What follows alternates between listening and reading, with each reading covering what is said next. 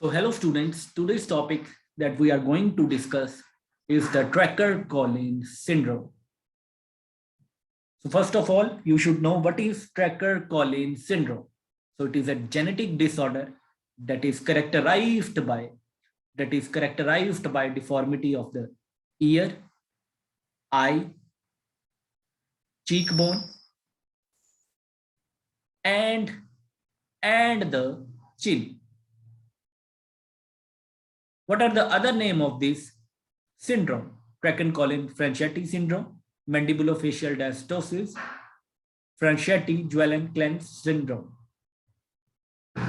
So now, why it is known as mandibulofacial dysostosis? Why? Because there will be deformity of mandible and there will be facial deformity. So that is why it is known as mandibulofacial dysostosis.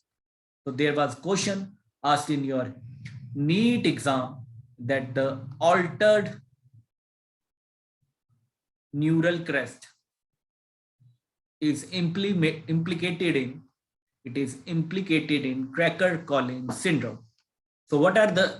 So why there are altered neural crest cells? This happens because of excessive cell growth. So that is seen in trigeminal ganglion. So that will affect the neural crest derived cells. So what you will see here is there will be underdevelopment of maxilla and mandible because of lack of the mesenchymal tissue. Now let us discuss the symptoms of the Treacher-Collin syndrome. So what is the most common symptom of Treacher-Collin syndrome is underdevelopment of the lower jaw and underdevelopment of zygomatic bone. So there is underdevelopment of the lower jaw and the underdevelopment of the zygomatic bone. So if the zygomatic bone is underdeveloped, how will the person look like? So it will give cheek a sunken appearance. Now, what are the genes that are responsible for the Treacher-Collin syndrome? So remember the genes are TCOF1, POLR1C gene, and POLR1D gene. So what these genes do is, they code for the protein that plays an important role in early development of bones and tissues of the face. So what happens to the gene in the disease? So there is mutation in the gene.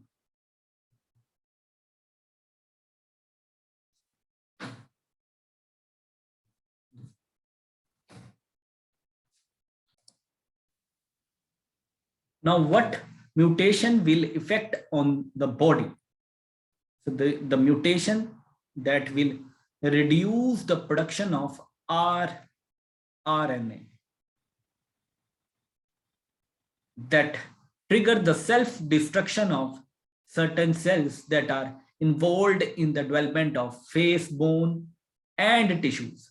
So that is how the Treacher-Collin syndrome occurs. So knowledge is power. Keep trying to find the concept, the fundamentals behind each and every topic. So these fundamentals are necessary, the basic to crack your entrance exam. Now, what will happen to the mandible? So as discussed before, the mandible would be small. So there will be, due to small mandible, but will result is there will be poor occlusion. So since the mandible is small, so will be the respiratory tract. So there will be difficulty in breathing or or swallowing. Now, what are the main symptoms that are of major concern being a child? The respiratory system of the child with the Treacher-Collin syndrome is the primary concern at the birth. So the other tissues, they only address only the respiratory. The other tissues are only addressed once the respiratory function has been stabilized. Second, what will happen to the ears? The ears will be small, rotated, or malformed. So there will be narrowing or absence of external ear canals. In most cases, the bone of middle ear and the middle ear cavity, they are affected. So what we can see is conductive hearing loss.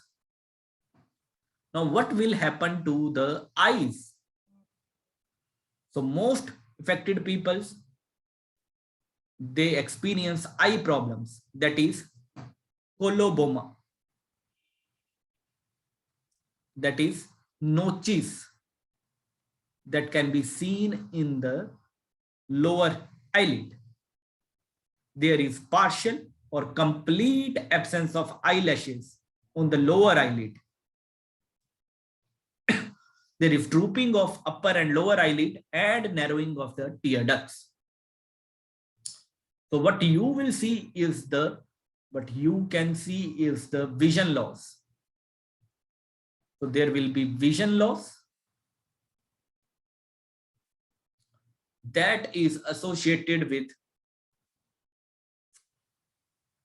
strabismus.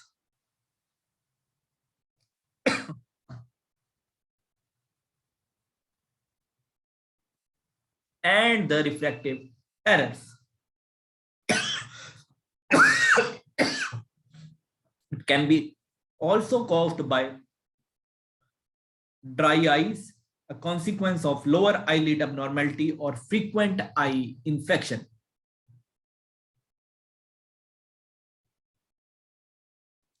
So remember a key point for exam. Although abnormal shaped skull is not distinctive for Treacher-Collin syndrome, brachycephaly is sometimes observed. Now, what is brachycephaly?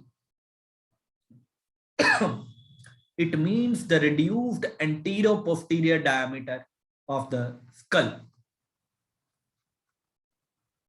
So what is the characteristic appearance of the face of patient?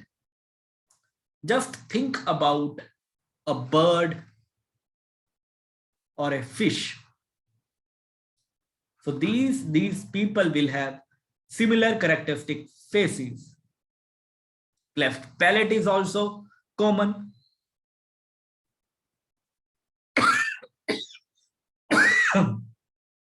So what is important is the complication.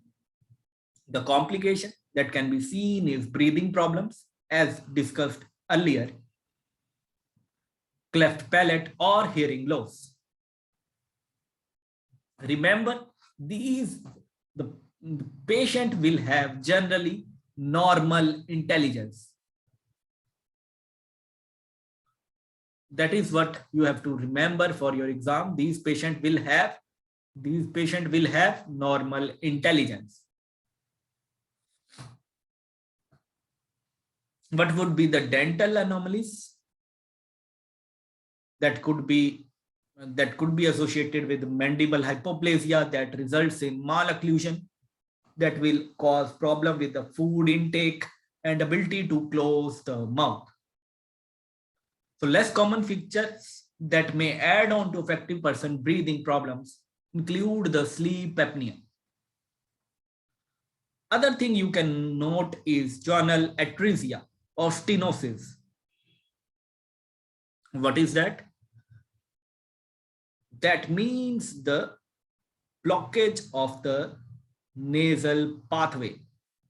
So you can see here the bone blocking the nasal pathway, where here you can see a clear nasal passage. So there will be Tenosis, or condition known as Atresia.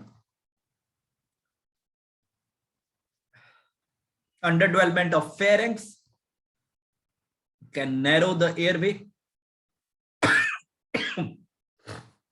Other features that you may see is nasal deformity, high arch palate, macrostomia, preauricular head displacement, cleft palate, and congenital heart diseases. Now, the clinical presentation can resemble other diseases, so making the diagnosis important. So what we use here is the Omen classification. So remember that for your exam. That is, here we measure the orbital asymmetry, mandibular hypoplasia, ear deformity, and nerve development.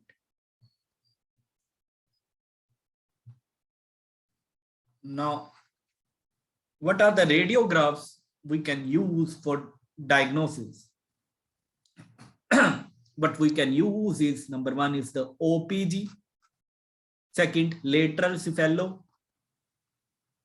cephalometric radiograph that can show the hypoplasia of the facial bone, or occipitomental radiograph.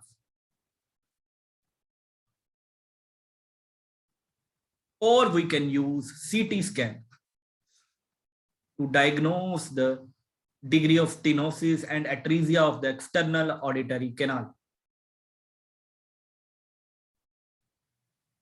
So that was all about the Collin syndrome.